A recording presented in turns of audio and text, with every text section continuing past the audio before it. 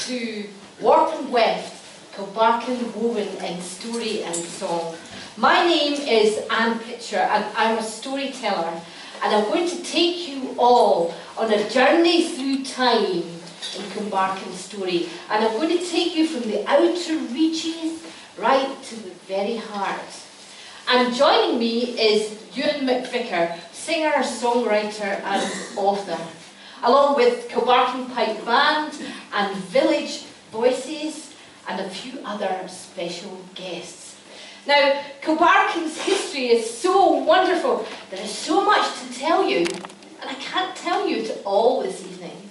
So I've decided to bring you from the mysterious Clohodric stone to the 6th century to meet St Barton, who gave his name to the village, and then on to Habby Simpson, the great piper of Kilbarchan from the 16th century, and on to the handloom weavers, and then to the heart of Kilbarchan, Lilias Day, where we celebrate our story. My husband and I, Neil, and our 2 boys until they grew up, live in the old police station and jail. It was built in 1833, and we still have the old cell door. It's not on a door, kill you if it fell on you. It's in the side passageway. It's really thick wood. It's got steel bolts through it.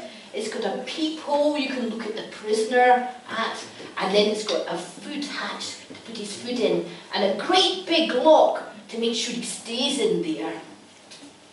And Ewan McVicker, well, his father, James Guthrie McVicker, well, he was a Habby. A Habby is someone who is named after Habby Simpson, and he was born in Kilbarchan. And the McVickers owned the Glentine Laundry, long gone now, but it was over near where the West Church is now. And we have been working with Primary 5-6 in Kilbarchan Primary School, and I think we have a few of the pupils here, and they have created a brand new special song just for you, just for tonight, and it's all about Kilbarchan.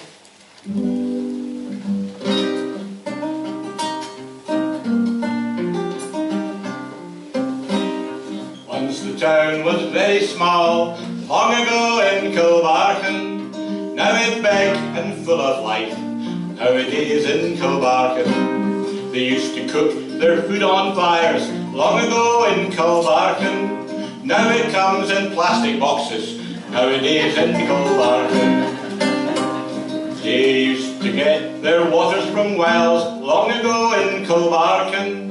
Now it comes from metal taps, nowadays in Kilbarchan. Veggie plots, gigantic farms, long ago in Kilbarchan. Supermarkets, takeaways, nowadays in Kilbarchan. They had to write with seagull feathers, long ago in Kilbarchan. With pots of ink that made a mess, long ago in Kilbarchan. Now there's pencils and computers, nowadays in Kilbarchan. Email, Skype and iMessages, nowadays in Kilbarchan. Carding, spinning and washing the wool, long ago in Kilbarchan. Spin it, weave it, make some cloth, long ago in Kilbarchan. Kilts and boots, bonnets and bonnets, long ago in Kilbarchan. Trainers, high tops, jeans and leggings, nowadays in Kilbarchan. Trams and boats, horses and carts, long ago in Kilbarchan. Bikes and trains, buses and cars, nowadays in Kilbarchan. No TV, not even black and white, long ago in Kilbarchan. No video games, but now there's thousands, nowadays in Kilbarchan. Once the town was very small, long ago in Kilbarchan. Now it's big and full of life, nowadays in Kilbarchan.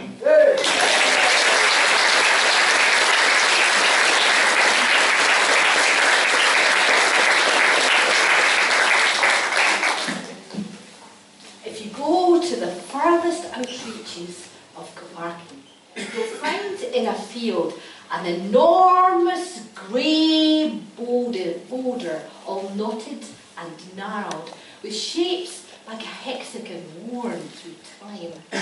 Nowadays, people rock climb on it. It's a great bouldering wall. My son Paul climbed it. Wow. But how did it get there? There are no other boulders like it for 50 miles. Well, it came way back 18,000 years ago or so. In the last ice age, a great glacier brought it there, and it melted and left it in a Kilbarchan field. Time passed, and the stone at that time, it rocked, and the Druids used it as a judging stone. They would sit the accused on the rock, and if it tipped this way, they were innocent, and if it tipped that way, they were guilty. And it was called Clachna Druid, Stone of the Druids. Time passed, and legend said that Merlin asked the gods to come down and to give Ritheric Hael victory in battle and wisdom. Ritheric Hael, a little while before, had fled from Scotland to Ireland, and there he had met St. Columba, the man of God, and he had become a Christian. And when he returned to his own land, he was indeed victorious. And he said that they wanted the people of Strathclyde, whom he was now king, to become Christians also, and to know this God of love. But it was named Clachna Roderick, Stone of Roderick. And it was said that he may have been crowned on this stone, and he may have been buried under the stone.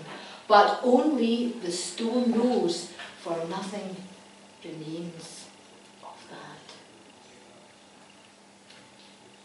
And so we come to the present day. Sorry? The giants. Oh yes, I talked to a wonderful lady called Helen Clough. And I talked to her and I said, do you know any stories about the Kilbarchan stone? And she said, well, my grandfather told me a story that there was a giant that threw it there. And she told me this story and I thought, oh, I recognise this story. So I am now going to tell you this story, and I'll leave it up to you to decide whether you think it's true or not. Once there were giants in the land. There were giants in Ireland, and there were giants in Scotland. And stories were told of the great giant Finn MacCool. He was built like a boulder. His hair, his mass of blonde hair, was like a haystack and a bushy blonde beard. And his great enemy was Benandonner, the Red Man. Oh, he was a huge man with a mass of ginger hair, a massive ginger beard, and his busting biceps were so strong they were like iron, and his legs were like tree trunks. Now Finn MacCool thought, how am I going to get to him? We've got the sea between Ireland and Scotland. I will make a pathway, I'll make a causeway to go from Ireland to Scotland. And he found these six-sided rocks and he lifted them and put them, and lifted and put them down. And he made a great big pathway to Scotland. It was like a beautiful jigsaw. And he stood over an island at the beginning of the causeway and he said, Benandonner! Benandonner, do you want a piece of me? Come and get me if you're brave enough. Well, Benandonner heard that and he said, brave enough? Brave enough? I'll show you brave enough. And he took his spear and his shield and he started to cross the giant's causeway. As Finn MacCool saw Benandonner coming closer and closer and closer, he realised But it was not only 1 time, 2 times, but 3 times bigger than he was, if not bigger. Oh no, what have I done? What a big mistake! He's huge! And he ran back to his fort, and there was his beautiful wife, Una. Now, it's very unusual for giantesses to be beautiful. They're usually like the back end of a bus. But she was gorgeous, and she was really smart. And he said to Una, Una, you know that causeway I made to get to Ben and Donna? Well, he's coming over it, and he's enormous. What am I going to do? And they could hear his footsteps coming closer and closer and closer, and it was so loud that the earth shook with his footsteps. And Finn McCool had to take great lumps of moss and stuff them in his ear because of the sound. Oh, he said, what am I going to do? Una thought. She said, get into the bath, the old bath. Here, take my cap and put it on. Stick your thumb in your mouth and soak it. And I'll pull a blanket right up to your chin. And all will be well. And so Ben and Donna came to the door. Bang! Bang! Bang! And Una answered it. Hello? I want to speak to Finn McCool. I want to talk to him. You know what I mean. Oh, I'm away. He's away hunting with his men. Why don't you step into the great hall and wait for him in there? Okay. And he went under the door and stood up in the great hall. Would you like to put your spear beside Finn's spear? And there was a huge, big spear going up to the ceiling with a sharp stone top, and he put his smaller spear beside it. Would you like to put your shield beside Finn's? And he put his shield beside this enormous shield. Would you like something to eat, said Una? It's Finn's favourite. It's a nice huge bannock. He sat down. Una turned her back and she got a great big circular griddle, thin iron, that she baked her smaller bannocks on, and she covered it with bannock mixture and gave it to Ben and Donna. Ow! Ow! Out! Finn McCool must have very strong teeth. Would you like some heather air to wash that down? Oh yeah. She gave him a huge big barrel of air to drink that. Would you like to see the baby? Ah, he's lovely. He's the very image of his father. It's only 2 weeks old. Oh, I'm not very good with babies, said Ben and Donna.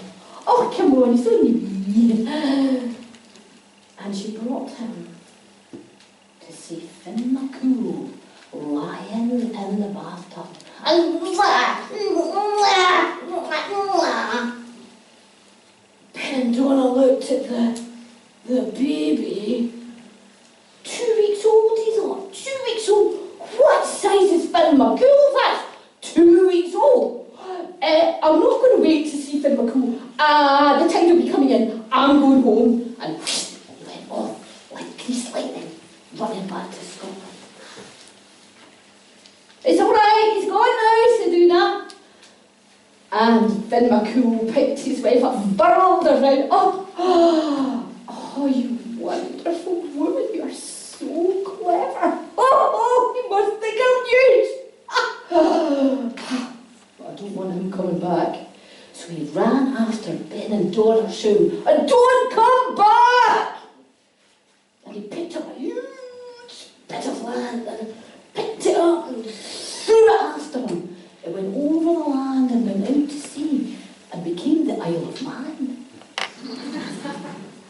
And he got to the start of the causeway and he saw Ben and Donna running back to Scotland.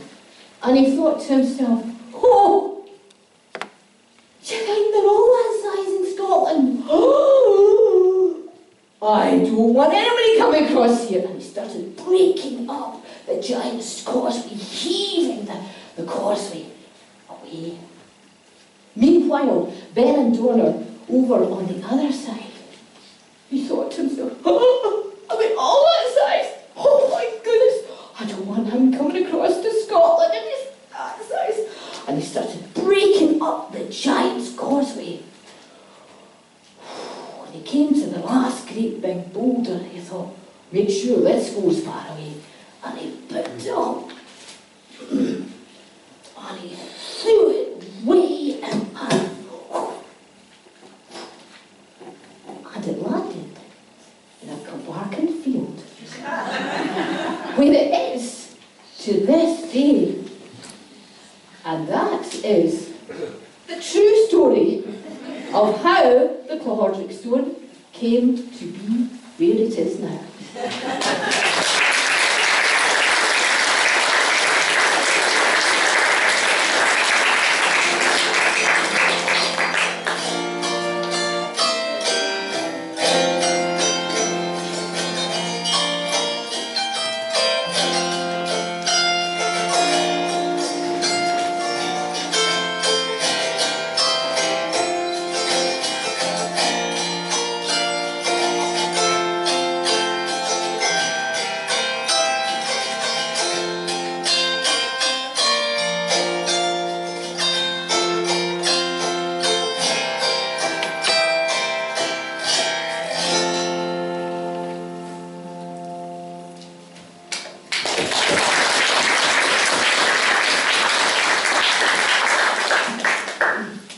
I'm now going to take you forward in time to the 6th century. And I'm going to take you to a little green place that wasn't quite yet named Kilbarchan. And I want you to meet a man called Barchan, who comes from Ireland.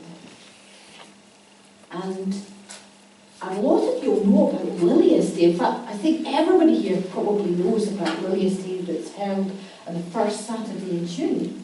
But some of you might not know that St. Barchan's Day was celebrated way before Lilia's Day and only stopped being celebrated at the beginning of the First World War. And it used to be on the first Tuesday in December that it was celebrated.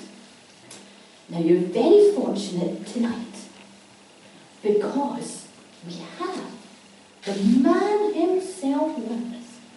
He's only 1,465 years old.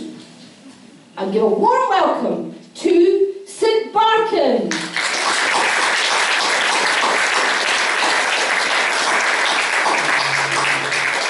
St. Barchan, it's very nice to see you. And how are you this evening? Tired. Very tired. I've been travelling for so long, I just want to go to sleep. Oh, well, let him sit down. Give him a round of applause. You mind if I tell your story tonight? Yes, with pleasure. Thank you very much. Well, St. Barchan as he was known then, not yet saved. Barchan was born in Clonsas in Kings County in Ireland. And his face was a bit squashed when he was born. And he got the nickname of Table Face. This wasn't very nice, poor soul. And his nickname, really it comes from the nickname in Gaelic, is Brie for little spear. So I think it might have described how thin and handsome he was, and angular, and also sharp-witted. I think both those things, definitely both of those things. Shaking his head, very modest, you know. And he, as he grew up, he became a Christian. He believed in God and wanted to tell other people about it, and he became a monk. And there are some legends about Clonsas where they celebrated St. Barchan's Day up until the First World War. It's supposed to be 45 minutes in this section, and that's us done. And it says there is a flat stone And the elegy's with 15 an minutes. indentation in it, which is the shape of a head. head. And it was said that St. Barkin had a terrible headache, and he stabbed his foot in the rock, and there was a shape there. And he prayed, he laid his head down upon the rock, and the headache was gone. I could do one of them. That's very handy to have that. And then the people of the village asked for a fresh well. And he prayed, and there was a fresh, bubbling well of water, stream of water, which you can see to this day. And it was said if you drank the water, you would be healed of diseases. But he did not stay in Clonsast, for he became the tutor of Columba, a Celtic monk. And when Columba decided to go to Alba, to Scotland, to tell the people of Scotland about the love of God, Barkin went with him. And he came to a little place, and he found a little stream by a hill. And the way to begin a church in those days was you spent 40 days fasting and praying. And that's what Barkin did.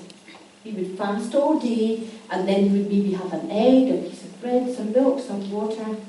And at the end of that 40 days, the ground would be consecrated, and he would begin his church.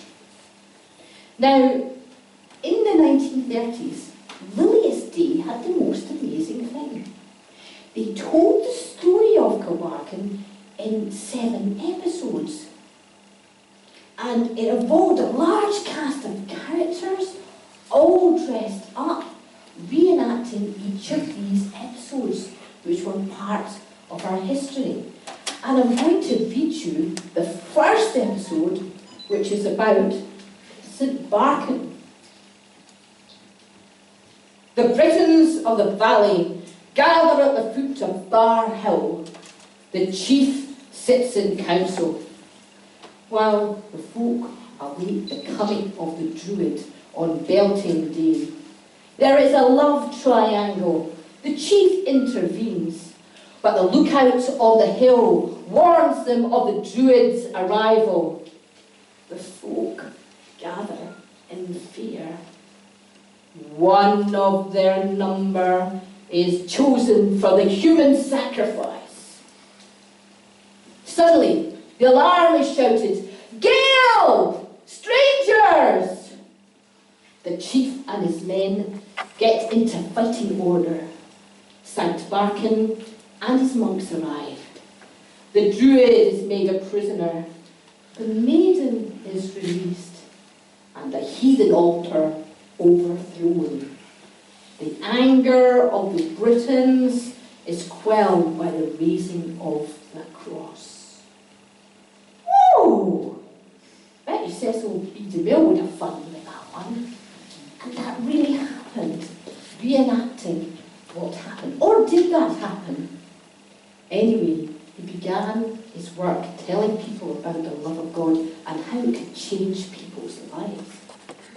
Surely one of the jobs that Barkin would have had would be to support Columba. And when he went up to meet the great King Bruda of the Picts, surely Barkin would have gone with him. And this is a story told about the journey as he goes up to Inverness.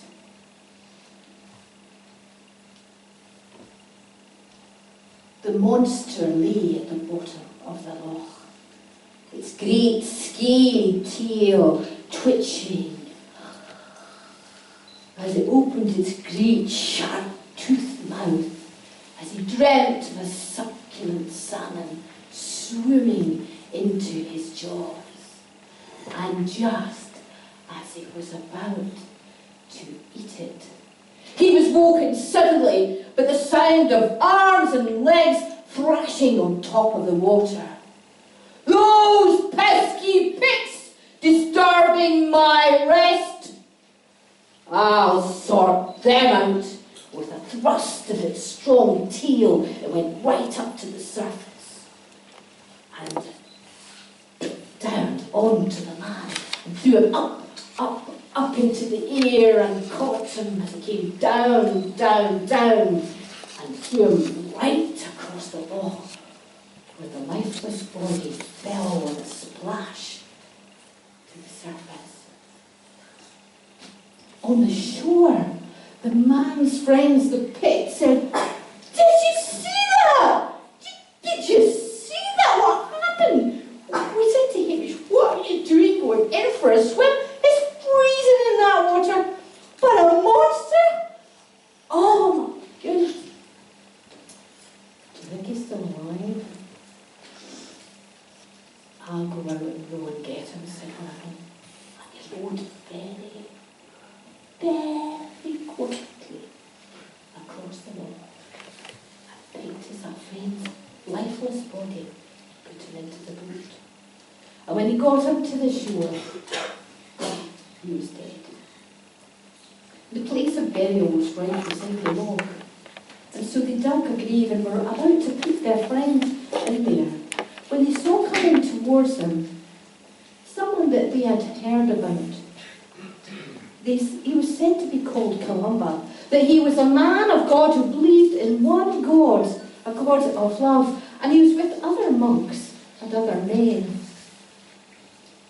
And Columba with his men came to beside the graveside, and the people were in tears, they're broken-hearted. And he said, "What's happened here?" They said, you won't believe this. You won't believe it. There was this huge monster came out of the loch and took our friend between its teeth and threw him up in the air, and then caught him again and threw him back out, and he's dead. "This shall not happen again," said Columba. And he spoke to a man beside him.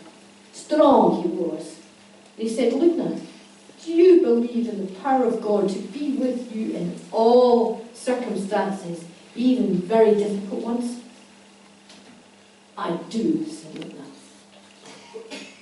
"Could you use every ounce of your courage and do something for me?" She's now talking about that monster, which must mean "Could you get it's that going boat so that's back and across straight the water Loch back. Ness and bring it back for me?" "Oh!" the pig said, "What, you mad? It looks like you want to Our friend has just got killed by that monster. Your friend will go the same way." "I believe in the power of God." Right, so it looks like we've shown in the Look, next I took story. his That's fair cloak enough. off, and he went Yeah, so next time into for him the to water and his began swimming 50. vigorously across the loch. Well, yeah, The fine. I monster give you a mind. at the bottom of the loch. Okay, cool.